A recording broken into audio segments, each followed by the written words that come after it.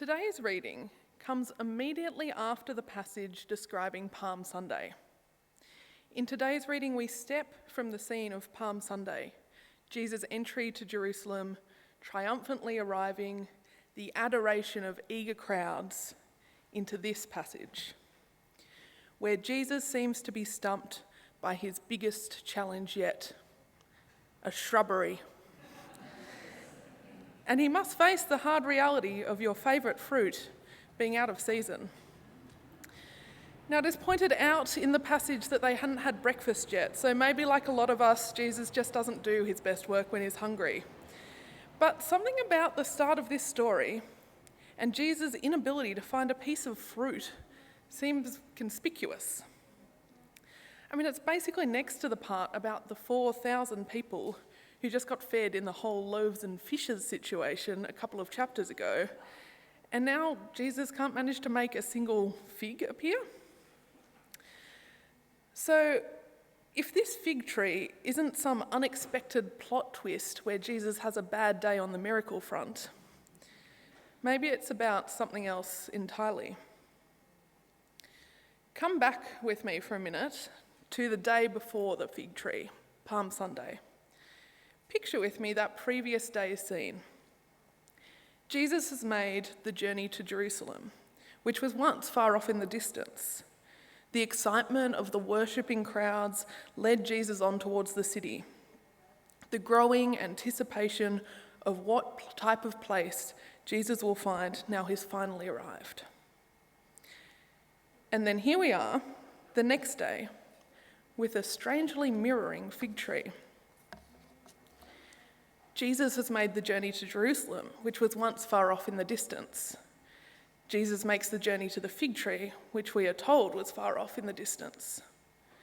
The excitement of the worshipping crowds led Jesus on towards the city. The excitement of refreshing fruit leads Jesus on towards the fig tree. The growing anticipation of what Jesus will find now he's finally arrived. The growing anticipation of what kind of fruit Jesus will find now he's finally arrived. But when he arrives at the fig tree, there is no fruit to be seen. I'm starting to think this fig tree is one massive spoiler alert. The day after Palm Sunday, the day after Jesus has arrived, surely everyone in the story is wondering, what happens next? What will we find in Jerusalem? And what will be Jesus' next move? And then this unproductive, unrewarding, metaphorically fruitless fig tree seems to give it all away, suggesting that he won't find the fruitful, spiritually healthy, and abundant city that might have been hoped for. So if you haven't already picked up on the spoiler, what comes next in the journey to Jerusalem isn't everyone sitting down for a nice, juicy piece of fig paired with some goat's cheese. It's a scene much more bleak than that. What is Jesus about to get so angry about? What does he find in Jerusalem and the temple that enrages him more than the fruitless fig tree? This is one of my favourite paintings by 16th century artist El Greco. For starters, look at that completely fabulous pink silken robe Jesus is wearing. What could be a better wardrobe choice for when you're headed out to cleanse the temple? I went to see this painting earlier in the year, and I was struck by the dramatic scene El Greco renders. In the painting, Jesus raises a whip, seemingly captured in action, continuing a path of destruction as he forges through the temple, clearing out the money changers, who were known for cheating those that had gone to make offerings at the temple. All the movement in the painting seems to rotate around the head of Christ. We see broken tables, shocked onlookers, fleeing merchants. The canvas is divided into two sides. On the left are the unethical merchants, cowering, cringing, or trying to escape. On the right are the disciples, observing, discussing, and watchful. I find it interesting that the artist chooses to portray them as watchful, concerned, and pondering, rather than sharing in Jesus' anger, cheering him on, or even helping drive out the buyers and sellers. This choice may be a suggestion by the artist about what our reaction to the story should be. A scene to watch, discuss, and consider what it means for us, rather than a call to additional violence. I believe that looking at art is not only a way we can better visualise what's going on in our story, but that our analysis and the artist's interpretation can help us to refine our own understandings and theologies. Or as art historian Sister Wendy Beckett more simply puts it, listening to art is one way of listening to God.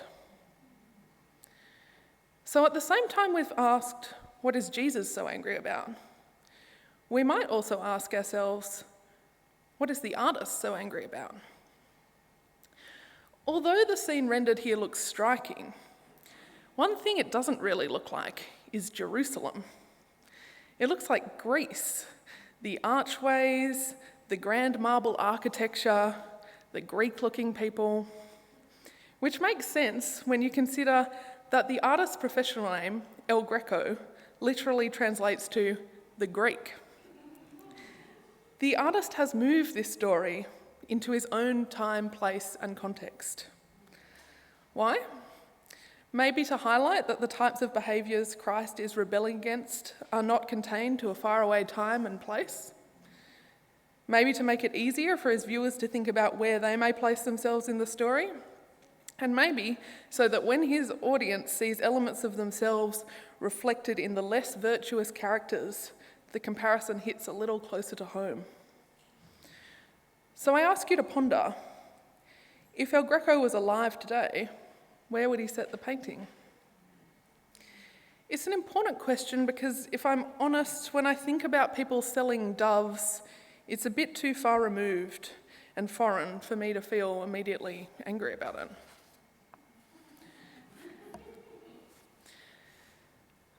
But when I think of how the equivalent distortions and commercialisations in religious spaces manifest themselves today, prosperity gospel, Christian nationalism, complementarianism, conversion therapy, I think I start to get it.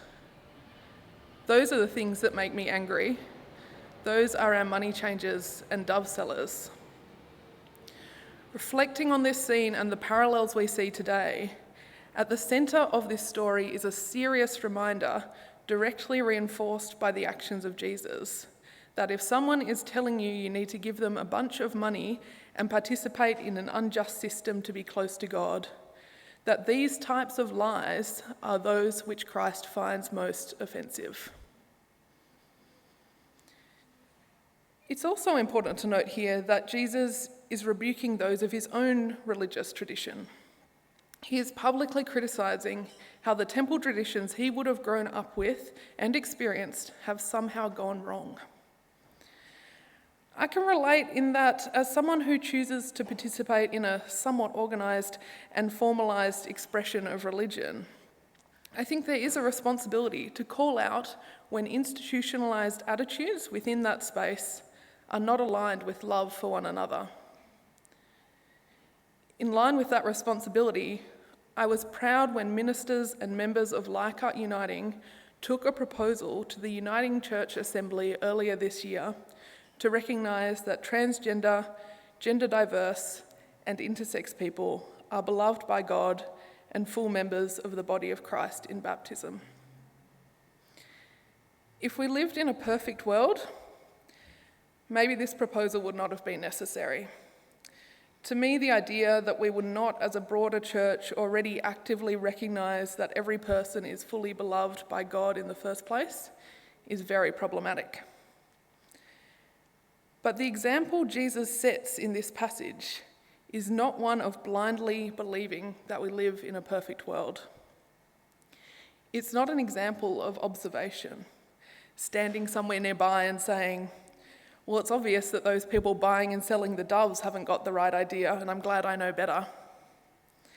It's a responsibility to do something about it, to explicitly speak out about the truths we see, which tradition or normality may have caused others to gloss over. The area of the temple cleansed by Jesus in the passage is the outer courtyard, the space for the Gentiles, those who were not full converts to Judaism. This passage is often used to call formal church leaders to account for the way they allow commercialisation to enter into religious spaces. But in some ways, the role that most comes to mind when I think of this outer courtyard is those of us who welcome people into church on a Sunday morning or evening. When we see how important it was to Jesus to have the outer courtyard be accessible, I think the importance of the welcoming role, both formal and informal, is hard to overstate. Taking the initiative to give a genuine and peaceful welcome to someone looking to consider their understanding of God in this space is the opposite of having money changers in your temple courtyard. So in line with the common structure we find in Mark, this passage has a very neat sandwich structure. After we've been exposed to the scene in the temple, we find ourselves directed back to the parallel story of the fig tree. We are told that the next day they pass by the fig tree again. As we drew parallels between the fig tree and the broader story earlier, I want you to continue considering that the state of this tree is somehow reflective of the overall situation in this passage. And I fear the state of this tree upon their return is worse for wear, withered up, not good. If we were talking about a fiddle leaf fig, it would be totally plausible that my indoor plant skills might lead it to shrivel up in less than 24 hours. But it seems to come as a surprise to the disciples. As Peter points out the withered tree, the response he gets from Jesus is also a bit surprising. Have faith in God. Bit of a strange thing to say about a tree. When I first look at the response, I almost read it as Jesus saying, "Look at how a faith as strong as mine can even wither up a shrub I wasn't very happy with." But this doesn't seem like Jesus' usual vibe. I don't know him to be big on boasting about using the power of faith to make stuff almost dead. Which leads us to ask the question, is there hope for our tree yet? A lot of the passage today has seemed to have a sort of suspense, posing the question, what is about to happen next? And I wonder if Jesus saying, have faith in God, is another way of saying, don't give up hope yet. See what happens next. It's a valid and accepted interpretation to see the withered tree as a metaphor for what may happen next to the temple Jesus has just driven the robbers out of. A community that might have looked prosperous, but that was really spiritually withered up, unable to bear fruit. It's also valid, I think, to see the withered tree as a foreshadowing of what will happen next in the series of dark and bleak events Jesus is about to face, those which lead to his crucifixion. But as El Greco did with his audience, I want to bring the metaphor of the fig tree more into your time and place today, to make it about what happens next for us at the end of this story. I think we've all seen our own deceivers in the temple, dens of thieves, distortions of faith that have snuck into places of worship and told us lies. And for some of us, these robbers might have personally taken something from you. Maybe it was your money, but maybe it was your confidence. Maybe they conned you out of your ability to authentically be yourself or to speak your mind, or maybe they took some of the wonder of God from you and replaced it with a sense of fear. And maybe you've been left feeling pretty withered or shriveled up, just like our tree. But even if we find ourselves withered is not the same as dead. Is this where Jesus' response, have faith in God, reminds us that feeling shriveled and fruitless is not the end? But how exactly does one manage to unwither oneself through faith? Since we're already going strong with the fruit metaphors today, I guess one logical place to start would be to think of ourselves like sultanas.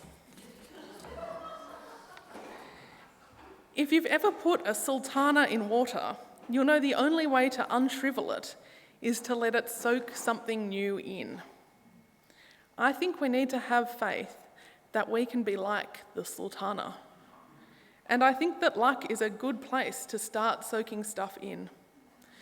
So I hope, like myself, being a part of this congregation, you've been letting yourself soak in a few new things. You might have soaked in a new sense of enthusiasm for advocacy and justice. You might have soaked in the warmth and encouragement of becoming part of a community.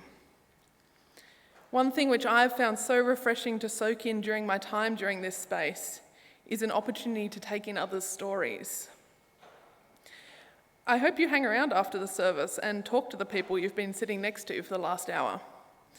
I hope you invite them to tell you not just about what's on the schedule for the next week, but about the important truths they've seen, the things they've spoken up for, what they wish was different or better. Because I honestly think these conversations are the only way to rejuvenate and revive ourselves.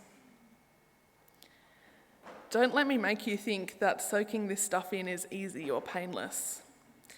There'll be days you would much rather stay a shriveled up sultana, shoved somewhere in the back of the pantry, feeling like your best before date was back around 2018. But I guess that's where faith comes in. That one day, before you really notice it, everything isn't so withered up anymore, and you'll look around and realise you've actually found yourself amongst a whole branch of juicy figs.